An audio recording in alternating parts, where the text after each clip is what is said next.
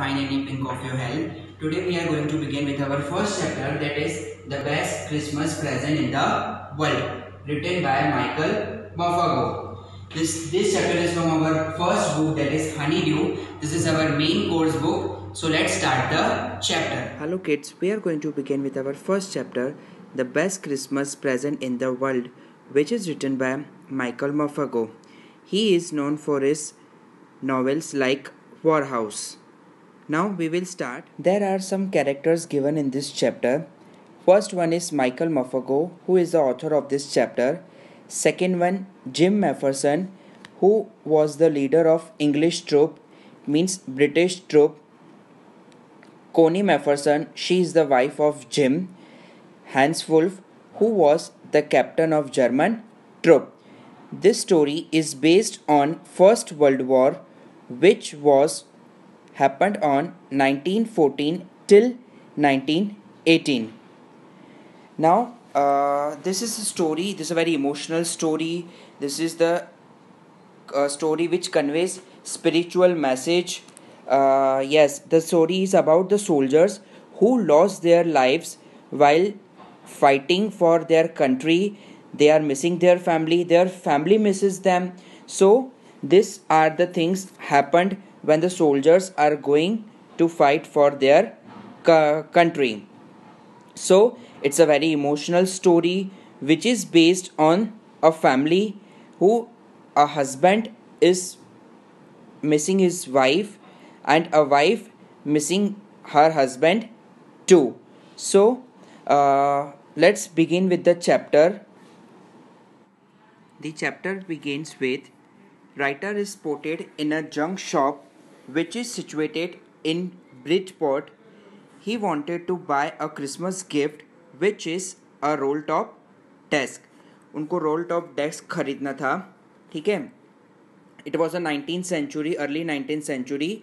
तो जब roll top desk का मतलब होता है एक ऐसा desk जिसमें क्या हो, बहुत सारे ड्रॉवर्स हों उसमें, डेस्क हों उसमें.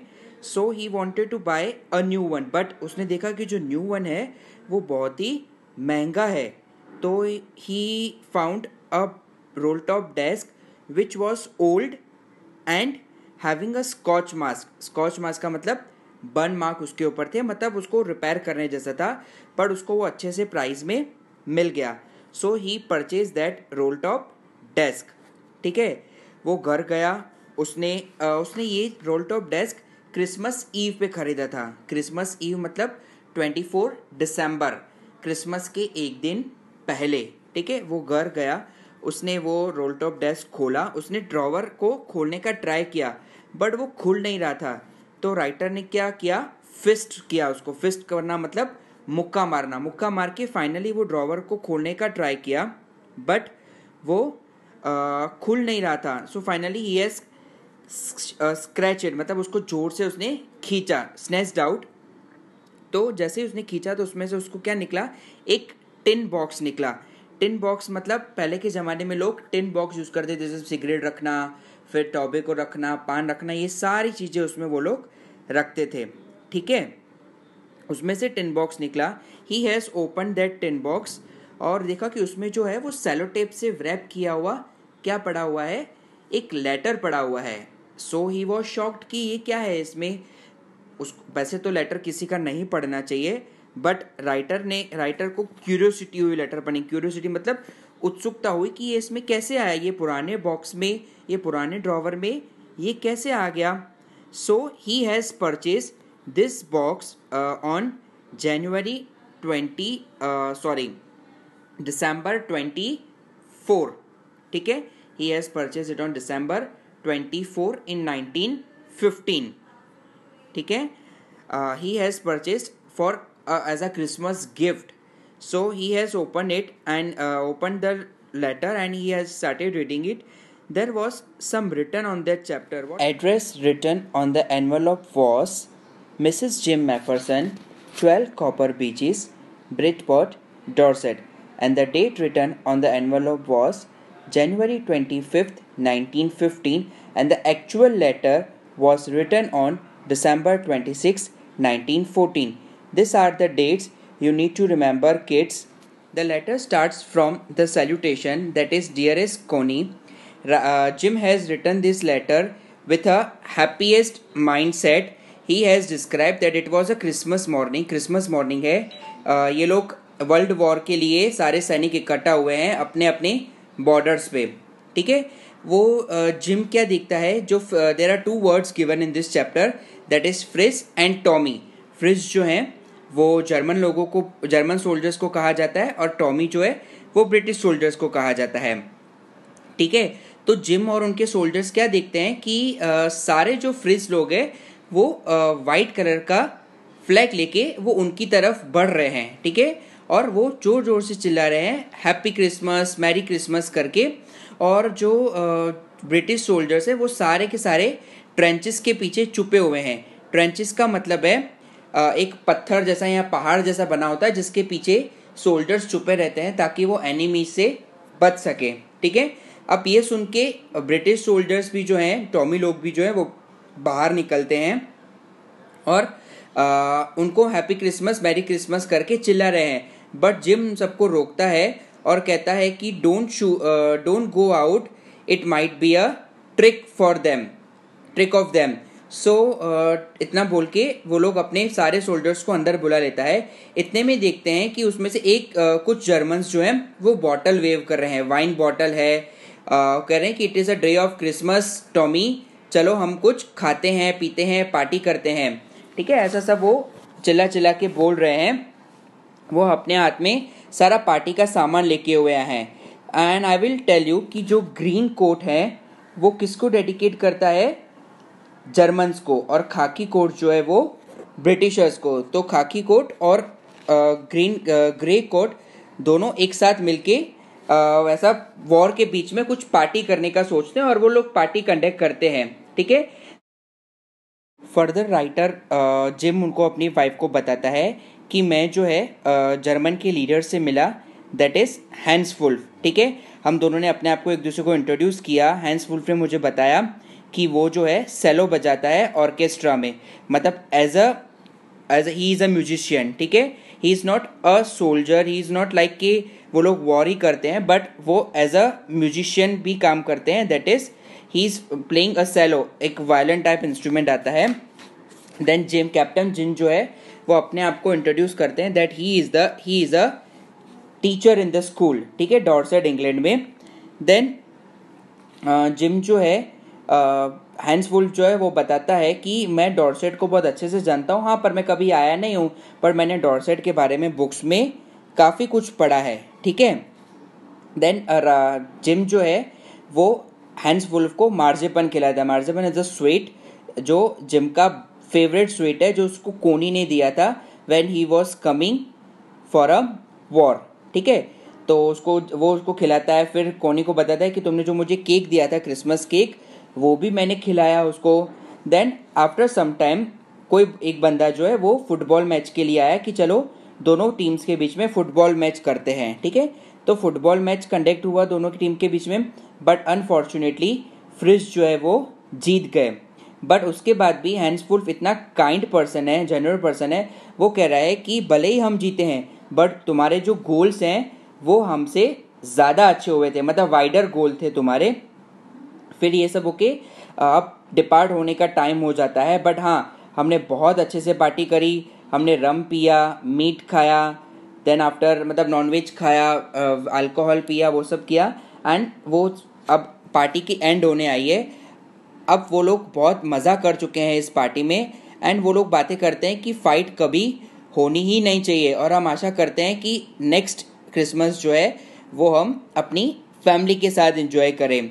इतने में ही बहुत हैवी हार्टेडली वो एक दूसरे से विदा लेते हैं और फिर से वो सब एक दूसरे के एनिमीज बन जाते हैं. ठीक है. अभी तक वो सारे मिलके क्या कर रहे थे, पार्टी कर रहे थे. बट अब सब अपने अपने ट्रेंचेस के पीछे वापस चले जाते हैं. ग्रे कोट वाले जो लोग हैं वो अपने ट्रेंचेस में चले गए और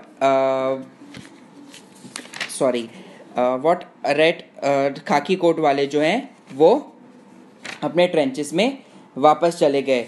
उस नाइट को बहुत मज़ा आया. It was the best Christmas celebration ever the Jim has done. He has mention in his letter. और वो कह रहा है कि आई होप कि कोनी मैं नेक्स्ट जो क्रिसमस है वो मैं तुम्हारे साथ एंजॉय करूँगा।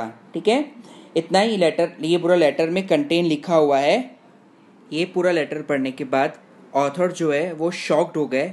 उन्होंने लेटर को फिल फोल्ड करके उसको केयरफुली उसी एनवेलप में रख दिया।